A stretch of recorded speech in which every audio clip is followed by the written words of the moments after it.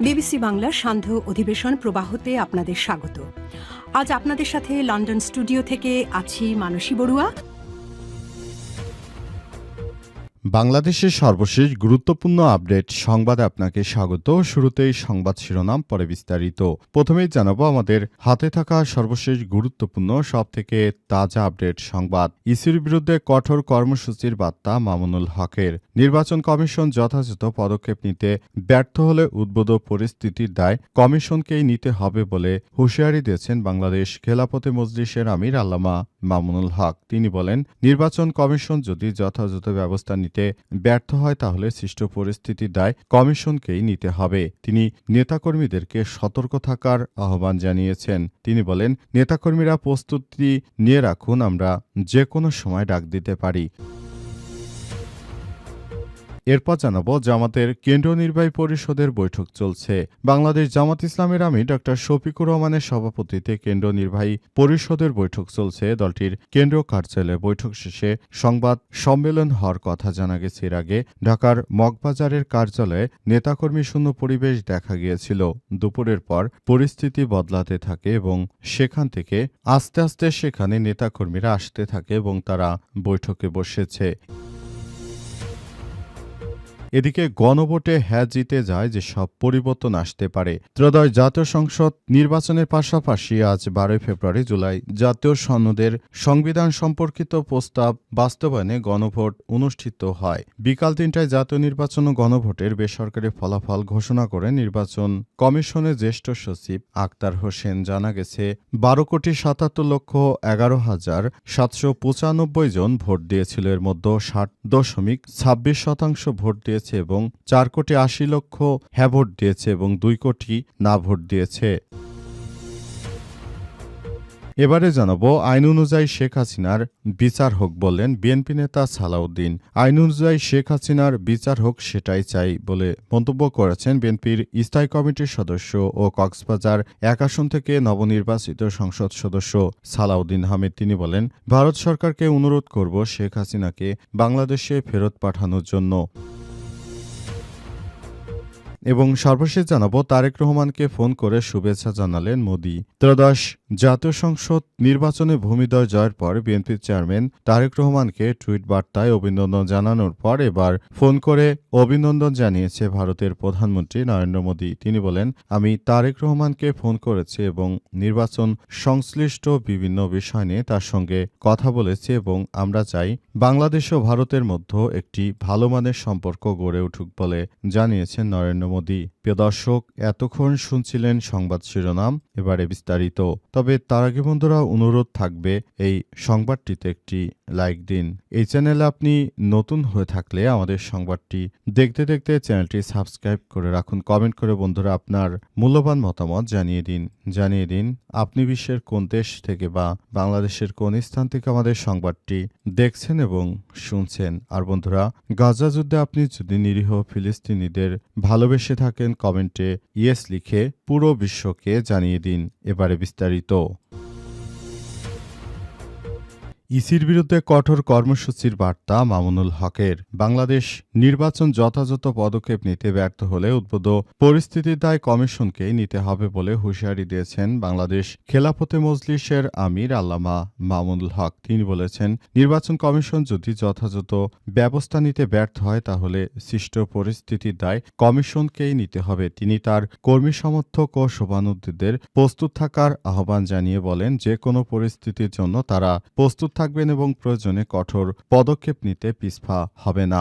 শুক্রবার 13 ফেব্রুয়ারি বিকেল 5:30টার দিকে নিজের ভেরিফাইড পেজে লাইভে এসে তিনি ঢাকা 13 আসনে নির্বাচনী ফলাফল ও নির্বাচন পরবর্তী পরিস্থিতি নিয়ে সব কথা জানিয়েছেন। লাইভ বক্তব্যে তিনি বলেন, গত 12 ফেব্রুয়ারি বাংলাদেশের ইতিহাসে একটি গুরুত্বপূর্ণ অধ্যায় অতিক্রম হয়েছে। সেদিন ত্রয়োদশ জাতীয় সংসদ নির্বাচন অনুষ্ঠিত হয়। নির্বাচনে 11 দলীয় নির্বাচনী ঐক্যজোটের পক্ষ থেকে তারা যৌথভাবে অংশগ্রহণ করেন এবং বাংলাদেশ খেলাফতে মজলিসের পক্ষ থেকে মোট 26 জন প্রার্থী নির্বাচনে অংশগ্রহণ করেছে বলে জানা গেছে এবং নির্বাচনে ব্যাপক হারে কারচুপি হয়েছে বলে জানিয়েছেন আল্লামা মামুনুল হক। এছাড়াও মামুনুল হক আরও জানিয়েছেন, এই নির্বাচনকে ইঞ্জিনিয়ারিং করে আমাদের জোটকে তারা হারিয়ে দিয়েছে। এই বিষয়গুলো আমরা মেনে নিতে পারি না বলে জানিয়েছেন আল্লামা মামুনুল হক। তিনি তাই তার নেতাকর্মীদের এই মুহূর্তে আরও বেশি সতর্ক থাকার আহ্বান জানিয়েছেন।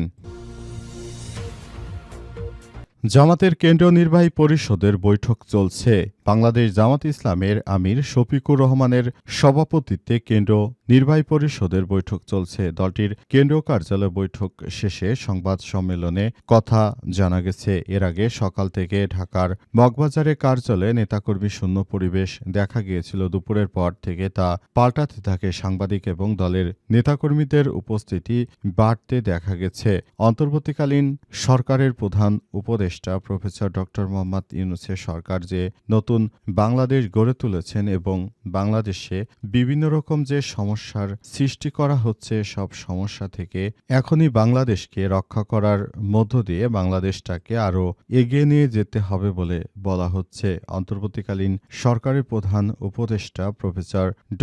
মোহাম্মদ ইউনূসের সরকার যে নতুন বাংলাদেশ গড়ে তুলতে চায়, সেই নতুন বাংলাদেশটাকে সুন্দরভাবে গড়ে তোলার মধ্য দিয়ে আগামীতে একটি সুন্দর ও সম্প্রীতির বাংলাদেশ গড়ে তুলতে চায় তারা। সেজন্য জামাত ইসলাম আগামী দিনের করণীয় এবং করণীয় নির্ধারণ করতে এই ব্যাপারটি এসেছে। অন্তর্বর্তীকালীন সরকারের প্রধান উপদেষ্টা প্রফেসর ড.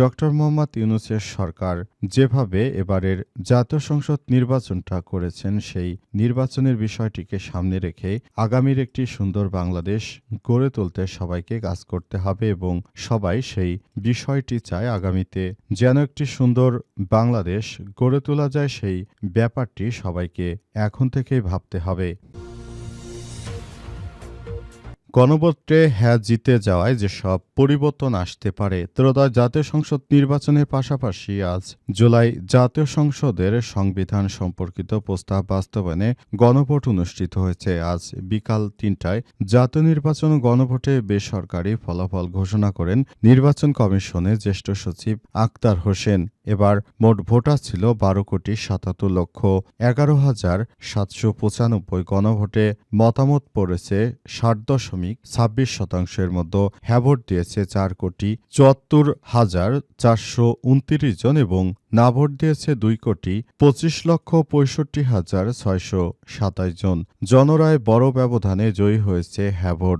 গণভোটে হ্যাঁ জয়ী হয় কি কি পরিবর্তন আসছে জনমনে, এমন প্রশ্ন। গণভোটে হ্যাঁ জয়ী হয় জুলাই জাতীয় সনদের সংবিধান সম্পর্কিত ৪৮টি সংস্কার প্রস্তাব বাস্তবায়নের তৃতীয় ধাপ শুরু হবে। সব প্রস্তাবের মধ্যে ১৯টি মৌলিক সংস্কার হিসেবে চিহ্নিত।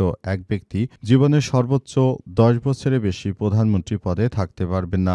একই ব্যক্তি প্রধানমন্ত্রী ও দলীয় প্রধানের দায়িত্বে একসঙ্গে পালন করতে পারবে না এবং বর্তমানে সংবিধান অনুযায়ী নির্বাহী ক্ষমতার প্রায় সবটাই প্রধানমন্ত্রীর হাতে ন্যস্ত। সংস্কার প্রস্তাবনায় এমনটাই বলা হয়েছে।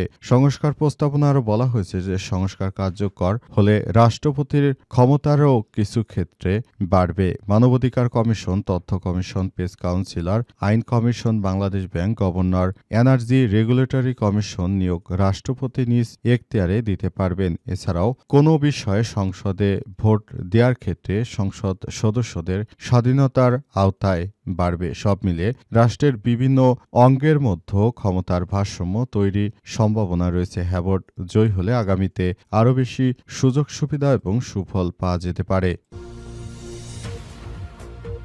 আইন অনুযায়ী শেখ হাসিনার বিচার হোক বললেন সালাউদ্দিন আহমেদ। আইন অনুযায়ী শেখ হাসিনার বিচার হোক সেটাই চাই বলে মন্তব্য করেছেন বিএনপির স্থায়ী কমিটির সদস্য কক্সবাজার ১ আসন থেকে নবনির্বাচিত সংসদ সদস্য সালাউদ্দিন আহমেদ। তিনি বলেছেন, ভারত সরকারকে অনুরোধ করব শেখ হাসিনাকে বাংলাদেশে ফেরত পাঠানোর জন্য। আজ দুপুরে সাংবাদিকদের সঙ্গে আলাপকালে এমন কথা জানিয়েছেন সালাউদ্দিন আহমেদ বলেন, এই নির্বাচনের মধ্য দিয়ে আওয়ামী লীগকে বর্জন করেছে দেশের মানুষ। দল হিসেবে আওয়ামী লীগের বিচার হবে বলে আশা করছি। তিনি আরো বলেন, এই বিজয় গণতন্ত্রের বিজয়, এই ধারা অব্যাহত থাকবে। ভারতের সঙ্গে সম্পর্কের বিষয়ে তিনি বলেন, আমরা সকল প্রতিবেশী দেশের সঙ্গে সম্পর্ক রাখতে চাই, তবে সেটা হবে সাম্য, পারস্পরিক ও মর্যাদার ভিত্তিতে। রাষ্ট্র কাঠামো গণতান্ত্রিক সংস্কার, কাঙ্ক্ষিত সংস্কার করা হবে বলেও আশা প্রকাশ করেছেন সালাউদ্দিন আহমেদ। তিনি বলেন, স্বাধীনতার পর এবারের সংসদ হবে সবচেয়ে বেশি আইন প্রয়োগকারী এবং এবারের জাতীয় জাতীয় সংসদের মাধ্যমে বাংলাদেশের মানুষ তাদের যে ঐতিহাসিক রায় দিয়েছে সেই রায়ে আমরা সন্তুষ্টি প্রকাশ করছি বলে জানিয়েছেন বিএনপি নেতা সালাউদ্দিন, এবং তিনি জানিয়েছেন যে বাংলাদেশটাকে এগিয়ে নিতে হলে এই জনগণের রায়কে মেনে নিয়ে আমরা যদি সরকার গঠন করে এবং সে সরকারকে নিয়ে আমরা একটি সুন্দর ও সম্প্রীতির বাংলাদেশ সবাইকে উপহার দিতে চাই। এমন একটি বাংলাদেশ আমরা আপনাদেরকেই উপহার দিতে চাই যে বাংলাদেশে কোনোরূপ সমস্যা থাকবে না, সেটি হবে সমৃদ্ধির, ন্যায় নীতির এবং আধুনিক বাংলাদেশ। এই বাংলাদেশে আসলে কোনো ধরনের কোনো সমস্যা না থাকুক, সেই বিষয়টি আমরা চাই বলে জানানো হয়েছে এবং সে অনুযায়ী সবাইকে নিয়ে একটি সুন্দর বাংলাদেশ গড়ে তুলতে চাই।